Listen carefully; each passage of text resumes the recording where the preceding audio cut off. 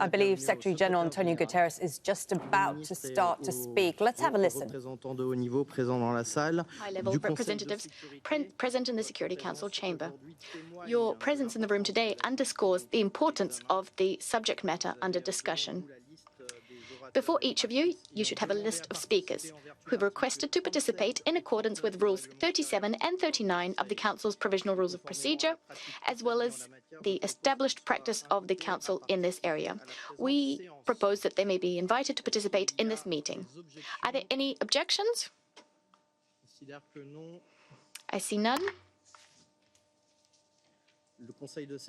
The Security Council will now begin its consideration of item 2 on today's agenda.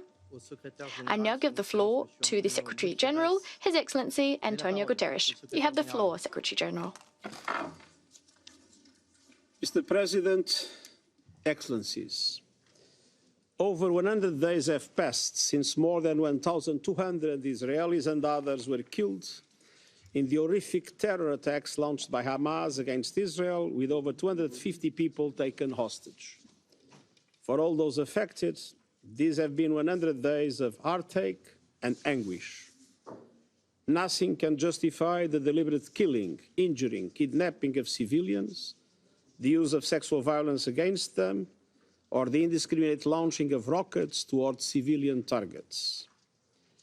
I once again demand the immediate and unconditional release of all hostages.